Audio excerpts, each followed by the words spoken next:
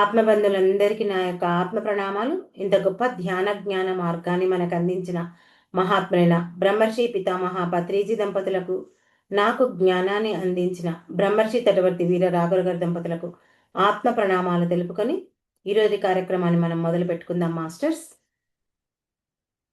ఈరోజు మనం త్రికరణ శుద్ధి ఉండాలి అంటే త్రికరణ శుద్ధి ఉండాలి అంటే అనే విషయం గురించి మనం తెలుసుకుందాం.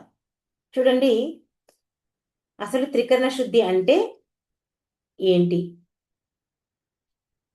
మానవుని జీవితం ఎలా మార్చగలదు? ఈ త్రికరణ శుద్ధి మానవుని జీవితాన్ని ఎలా మార్చగలదు? దీన్ని ఎలా సాధించాలి? వీటన్నిటి గురించి మనం ఈరోజు తెలుసుకుందాం. త్రికరణ శుద్ధి అంటే 3 కరణాలు పవిత్రంగా ఉండాలి. ఏంటి? త్రికరణ శుద్ధి అంటే 3 కరణాలు పవిత్రంగా ఉండాలి. ఈ 3 కరణాలు ఏంటి అంటే మనస్సు, వాక్కు, కాయం అంటే శరీరం. అంటే ఇక్కడ మన ఆలోచనలు, మన మాటలు, మన పనులు. మానవుడు ఈ ప్రపంచంలో వ్యవహరించే మార్గాలు ఇవే, ఈ 3. చూడండి, ముందుగా మనం ఆలోచిస్తాం. ఏదైనా ఒకటి మన మనసులో ఒక ఆలోచన వస్తేనే కదా మనం మాట్లాడేది, లేకుంటే మాట్లాడతాము? మనసులో ఒక ఆలోచన వస్తుంది, ఆ తర్వాత మాట్లాడతాము, దాని తర్వాత మాట్లాడిన తర్వాత దాన్ని ఆచరిస్తాం. కాబట్టి ఈ 3 మనకు శుభ్రంగా అంటే మంచిగా, నిజాయితీగా ఒకే దారిలో నడిస్తే దాన్నే త్రికరణ శుద్ధి అంటారు. అంటే మన మనసులో వచ్చిన ఆలోచన, మన నోటిలో నుంచి వచ్చిన మాట, మనం చేసే పని, ఈ 3 సరిగ్గా ఉంటే కనుక దాన్ని త్రికరణ శుద్ధి అంటారు. చూడండి, మరి ఇవన్నిటికీ మూలం మనసే. ఆలోచన, మాట, పని, ఈ 3ంటికి మనసే కారణం. చూడండి, ఒక విత్తనం కనుక మనం నేలలో నాటితే అది మొక్కగా పెరుగుతుంది. అలాగే మన మనసులో ఒక ఆలోచన అనే విత్తనం పడితే అది మాటగా, పనిగా బయటకు వస్తుంది. అవునా? మన మనస్సులో అసూయ, ద్వేషం, కోపం ఉంటే ఆ మాటల్లో కఠినత ఉంటుంది. మనం చేసే పనుల్లో హింస కనిపిస్తుంది. కానీ ఇక్కడ మనసులో అదే కనుక ప్రేమ, కరుణ, శాంతి ఉన్నాయనుకోండి, ఆ మాటలు ఎంత మధురంగా వస్తాయి, ఎంత ప్రేమగా వస్తాయి. మనం చేసే పనుల్లో కూడా ఎంతో సేవ కనిపిస్తుంది, ప్రేమ కనిపిస్తుంది. అవునా? అంటే కాబట్టి ఇక్కడ త్రికరణ శుద్ధి మొట్టమొదటి మెట్టు ఏంటి మనం చెప్పుకోవాల్సింది అంటే మనసు శుద్ధి. అంతే కదా? మన మనస్సును బట్టే మన మాటలు ఉంటాయి. మాటలు, చేతలు 2 ఉంటాయి. మరి మనసు శుద్ధిగా ఉన్నప్పుడు మనం ఇంకా బయట నటించాల్సిన అవసరం ఉండదు. అవునా? ఎందుకంటే లోపల ఏదైతే ఉందో మనకు బయట అదే కనిపిస్తుంది.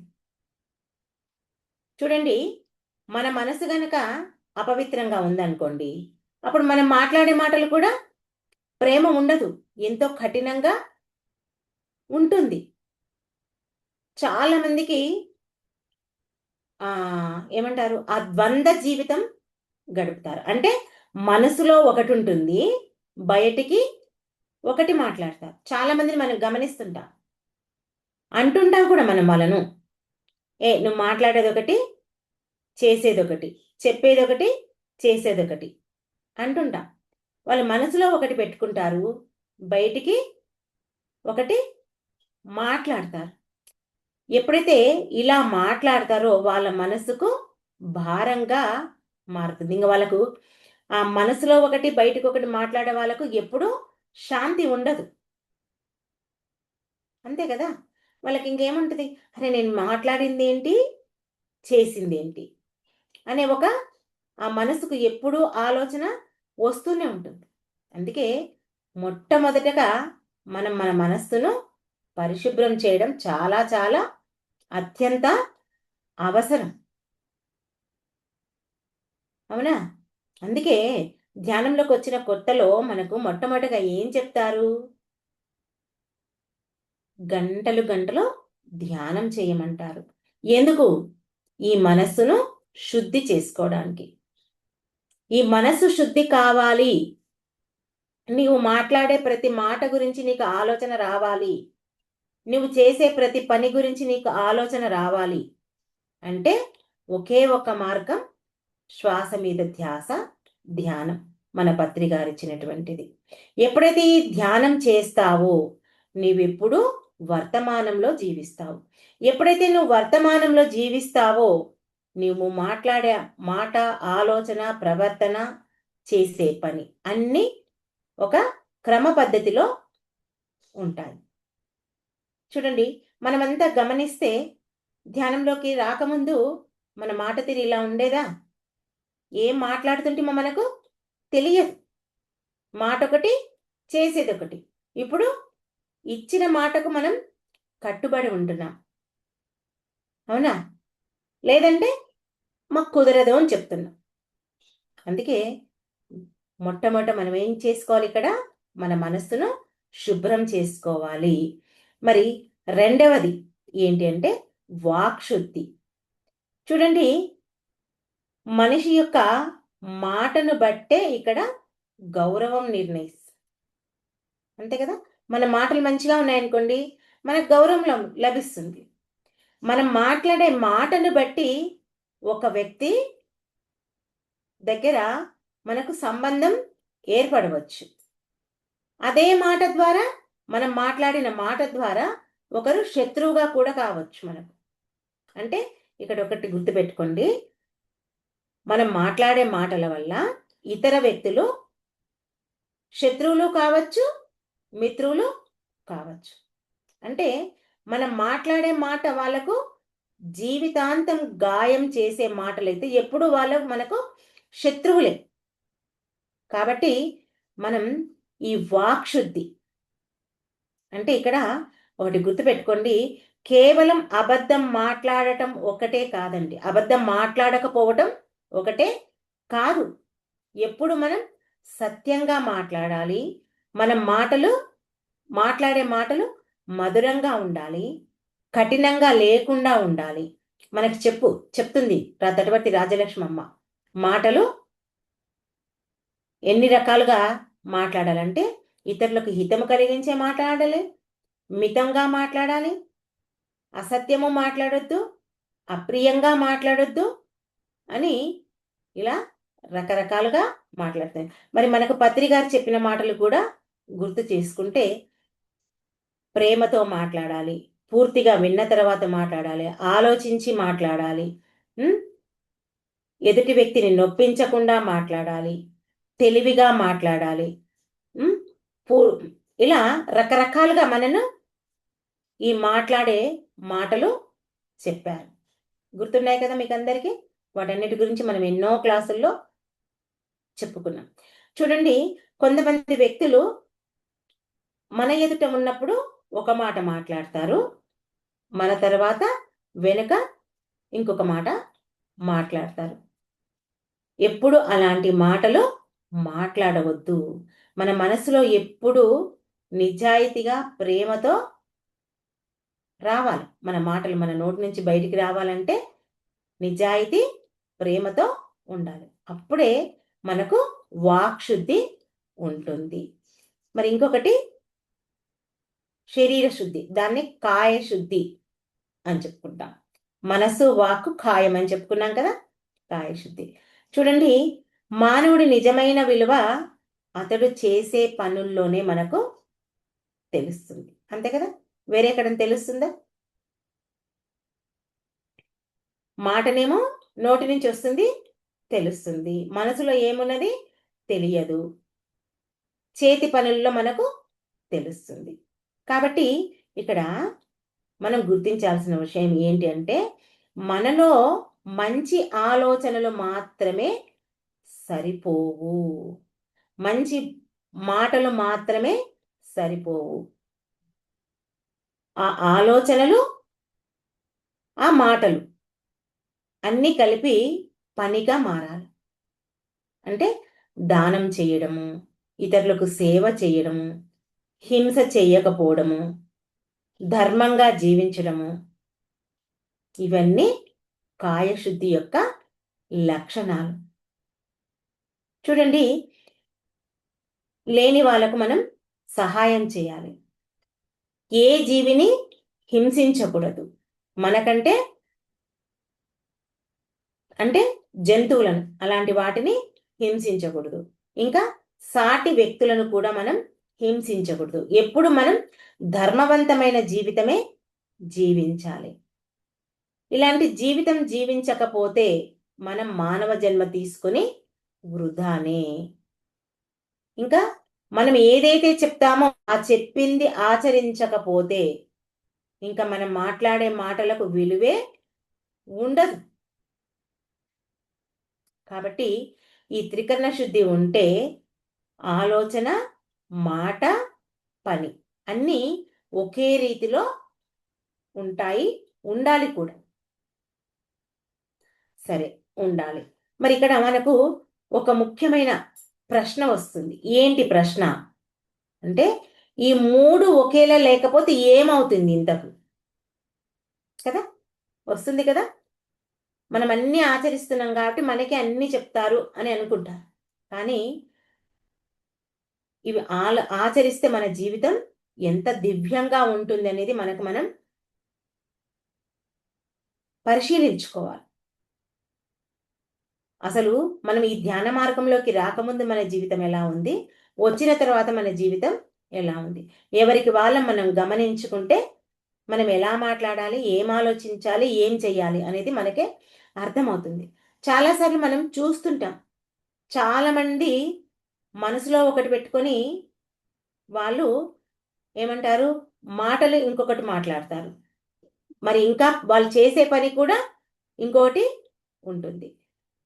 ఎప్పుడైతే ఈ మనసులో ఒకటి, మాటలో ఒకటి, చేసే విధానంలో మూడు రకాలుగా ఉన్నాయనుకోండి, ఆ వ్యక్తి మానవుడు, అలాంటి మానవుడు బలహీనంగా తయారవుతాడు.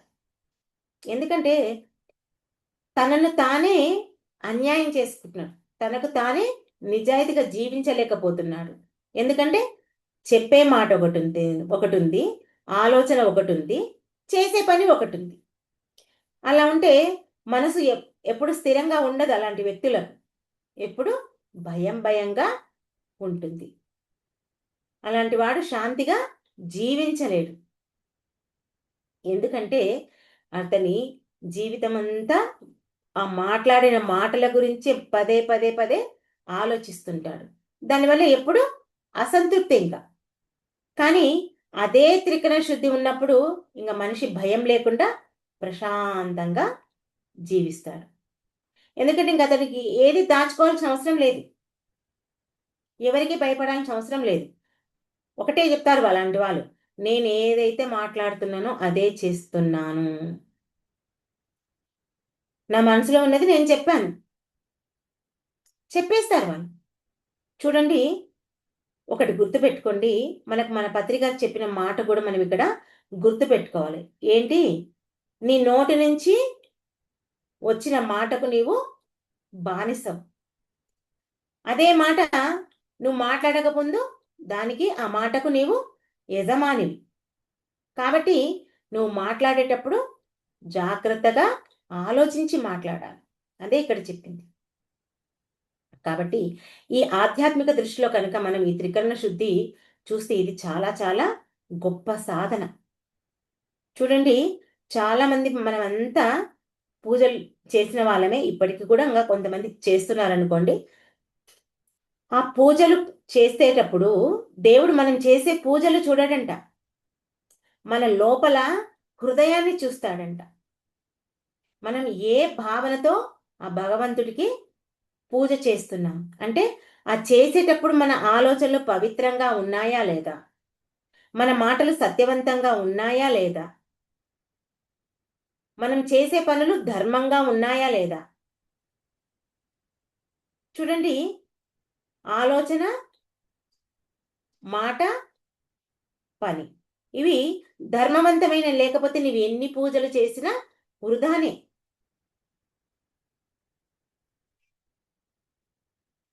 అందుకే భగవంతుడు మనల్ని ఎప్పుడు పూజలు చేయమని కోరడండి.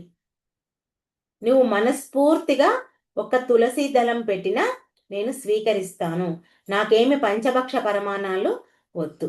ఇక్కడ మనం ఒక చిన్న సన్నివేశాన్ని గుర్తు తెచ్చుకోవచ్చు. మరి అదేమంటారు, శ్రీకృష్ణ భగవానుడు సత్యభామ, ఇంకొక ఆమె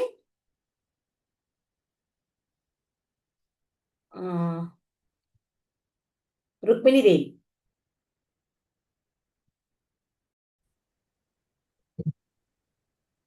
మరి సత్యభామ అహంకారంతో విరవీగుతుంటుంది, అవునా.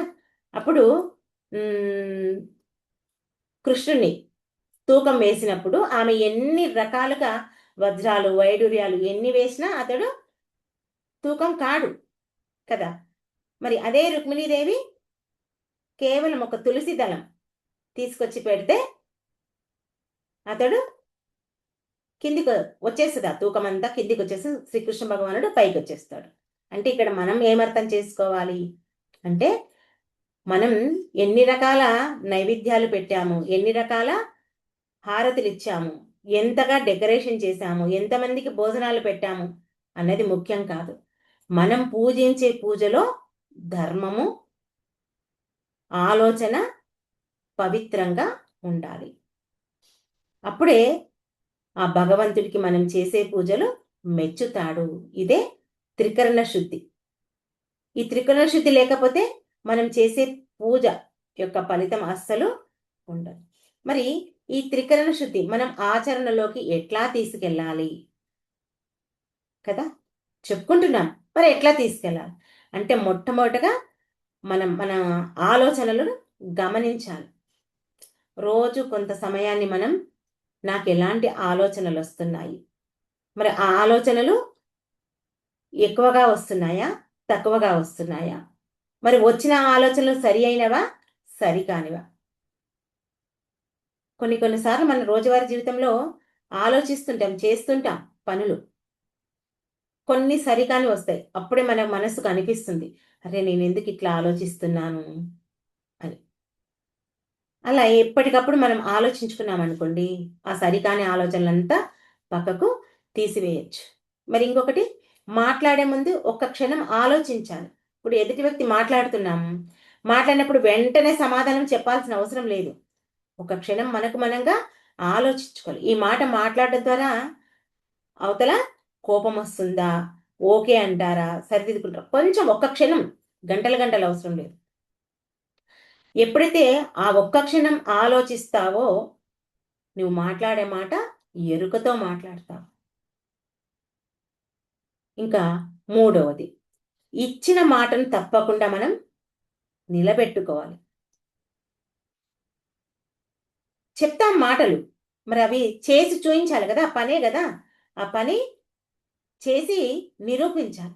ఇలా చిన్న చిన్న ప్రయత్నాలతో మనం ఈ త్రికరణ శుద్ధి మనకు అలవాటు అవుతుంది. ఇక్కడ త్రికరణ శుద్ధి అంటే కేవలం నైతికత కాదండి, ఇది అంతరంగ పవిత్రత. ఈ త్రికరణ శుద్ధి, ఈ చిన్న చిన్నవి ఇలా పాటించడం వల్లనే ఇది మానవుణ్ణి దైవత్వానికి దగ్గర చేస్తుంది. దైవత్వానికి దగ్గర కావాలంటే ఊరికనే అవుతుందా? ఎంతసేపు మనం కళ్ళు మూసుకొని శ్వాస మీద ధ్యాస ఉంచి ధ్యానం చేస్తే ఒకటే సరిపోదు. జ్ఞానాన్ని పెంచుకోవాలి, మనం చేసే పనులు మారాలి, ఆలోచించే ఆలోచనలు మారాలి. ఇవన్నీ మారితేనే ఆ దైవత్వానికి మనం దగ్గర అవుతాం. ఎందుకంటే ఈ మనసు శాంతిగా ఉందనుకోండి, మనం మంచి మాటలు మాట్లాడతాము. ఆ మంచి మాటలు ఎప్పుడైతే మాట్లాడతామో మన జీవితం కూడా సుఖంగా ఉంటుంది.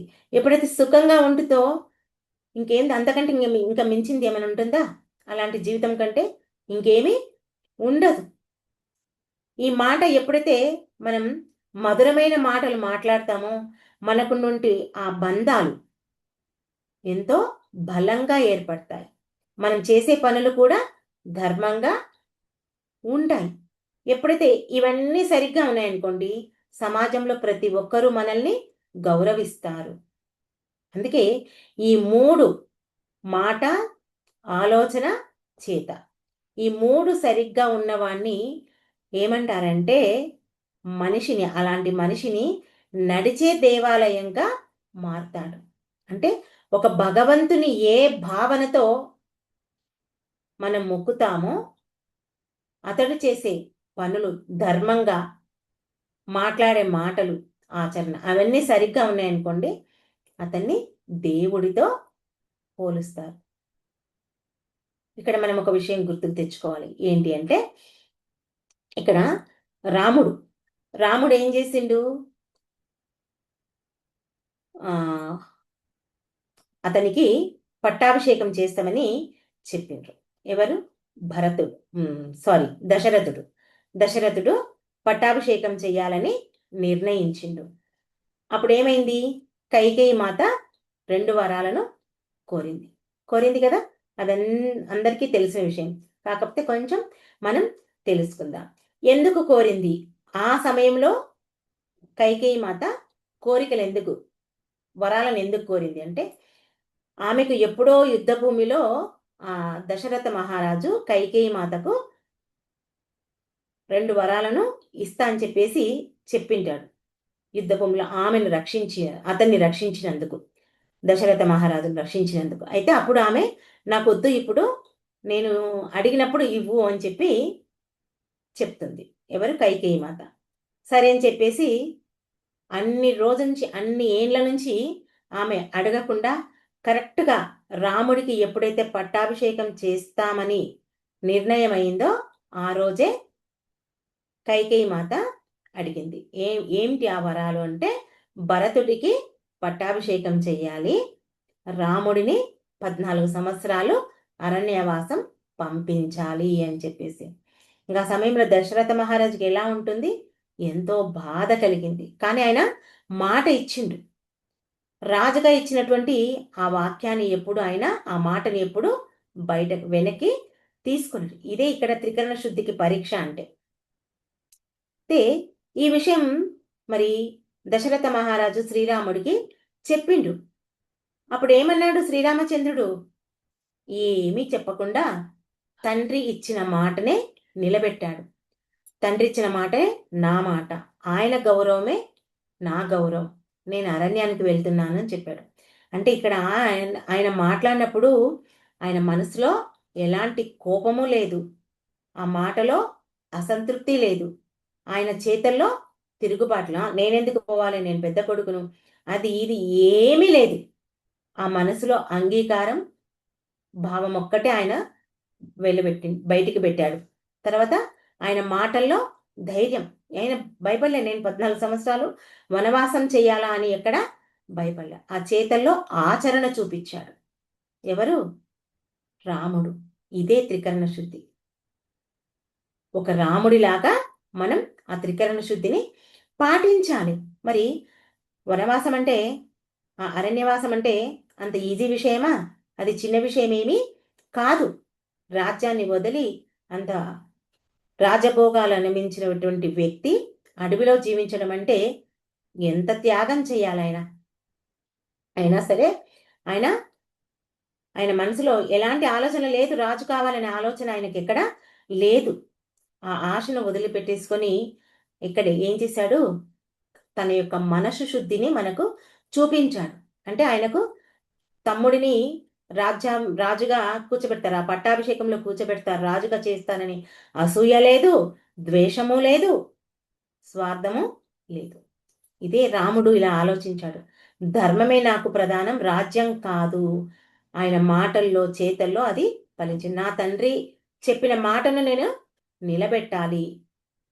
తండ్రి ఏది చెప్తే నేను అది మరి అన్ని చేసొచ్చిండు. ఆ వనవాసం అయిపోయిన తర్వాత మళ్ళీ రాజ్యానికి వస్తే అతన్నే రాజుని చేశారు. ప్రజలంతా ఆయనను రాజుగా స్వీకరించారు. అంటే మరి ఆయన ఎప్పుడు తండ్రి మాటను జవదాటలేదు. ఆయన మాట, చేత, ఆలోచన అన్నీ ఒకేలాగా ఉన్నాయి. మరి సత్యహరిశ్చంద్రుని తీసుకుంటే కూడా మనం ఇక్కడ ఆయన కూడా అంతే. ఏదైతే మాట్లాడాడో అదే చేసి చూపించింది. సత్యం, ఆలోచన, మాట. మాటల్లో ధర్మం, ఆలోచనల్లో ధర్మం, పనిలో ధర్మం. ఎక్కడ ఆయన కూడా వెనక్కి పోలేదు. మరి త్రికరణ శుద్ధి అంటే అంతగా మనం ఉండాలి. మనమైతే చిన్న చిన్న మాటలకి వెనక్కి ఇప్పుకుంటాం. అయ్యో నేను తెలవకన్నాలే, ఏదో పొరపాటున అన్నా, లేదా మా ఇంట్లో ఒప్పుకోలేదు.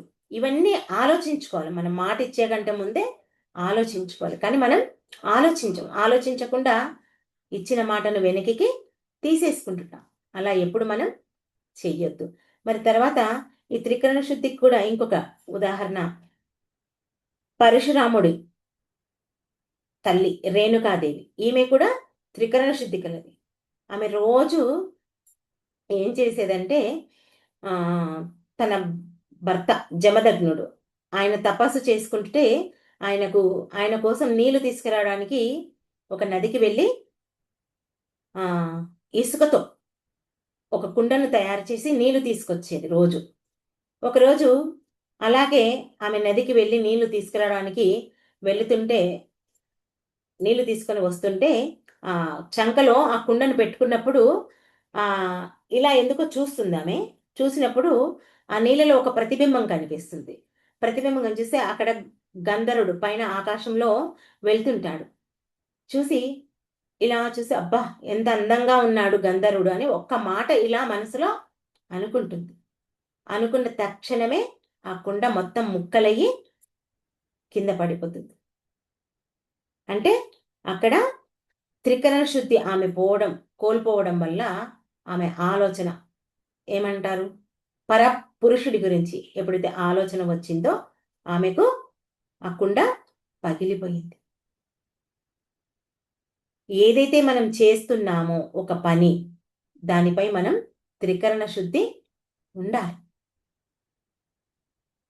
లేకుంటే ఏం కాదు, అక్కడ మనం అనుకున్నది జరగదు, సాధించలేం, ఆ విజయాన్ని మనం పొందలేం. ఇప్పుడు మనం జీవితంలో ఏవో కొన్ని జరుగుతుంటాయి, అది గొప్ప కాదండి. మనం అనుకున్నది తూచా తప్పకుండా జరగాలి అంటే మనం చేసే పనుల్లో, మాటల్లో, ఆలోచనలో త్రికరణ శుద్ధి పాటించాలి. అప్పుడు మనం చేసే ప్రతి పని మనకు విజయవంతం అవుతుంది. ఇప్పుడు మన పత్రికారు ఉన్నారు, పలాన్ చోట పలాన్ సైజు పిరమిడ్ రావాలంటే వచ్చేస్తుంది. ఎందుకు వచ్చింది అంటే ఆయన మాటలో అంత శక్తి ఉంది, ఆ పవర్ ఉంది, ఆయన చేసే పనుల్లో అంత శక్తి ఉంది. ఆ త్రికరణ శుద్ధి ఉన్నందుకే ఆయన మాటను అందరూ తూచా తప్పకుండా పాటించారు. ఊరికనే ఎవరు చెప్తే వాళ్ళు చెప్తే చెయ్యరండి. వాళ్ళలో అంత శక్తి ఉన్నందుకే వాళ్ళు అది సాధించగలుగుతారు. మరి వర్షం వస్తుంటే ఆగిపో అన్నారనుకోండి, ఆగిపోతుంది. ఎందుకు?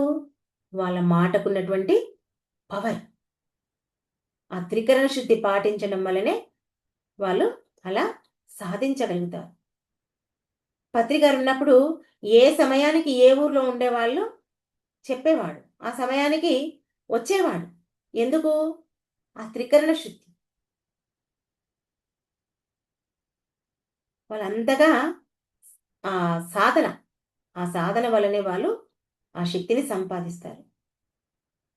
అందుకే ఇక్కడ మనం కూడా గుర్తుపెట్టుకోవాల్సిన విషయం ఏంటి అంటే, మనం కూడా మనకు అందించారు కదా ఆ పత్రికారు ఇంత గొప్పటి ధ్యాన మార్గాన్ని. ఈ ధ్యానాన్ని ప్రతిరోజు చేస్తూ మనం కూడా ఆ త్రికరణ శుద్ధిని సాధించాలి. మనం ఎవరికైనా ఏదైనా మాట ఇచ్చామంటే 6 నూరైనా, 100 ఆరైనా అది చేసి తీరాలి. మనం ఆ విషయంలో కొంచెం కష్టపడినా సరే, మనకి ఇబ్బంది కలిగినా సరే, ఆ మాటను మాత్రం మనం నిలబెట్టుకోవాలి. అప్పుడే మనం త్రికరణ శుద్ధి పాటించినట్టు. మాట ఇచ్చామంటే ఊరికేనే ఇస్తామా? మన మనసులో ఒక ఆలోచన ఉంటుంది. ఆ ఆలోచనకే కట్టుబడి ఉండాలి.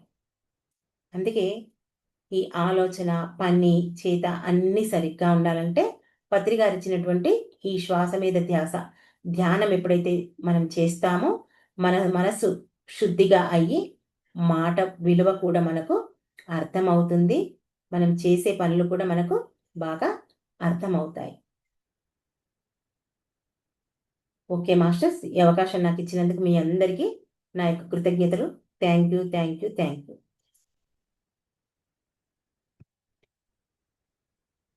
అందరం 2 నిమిషాలు ధ్యానంలో కూర్చుందాం.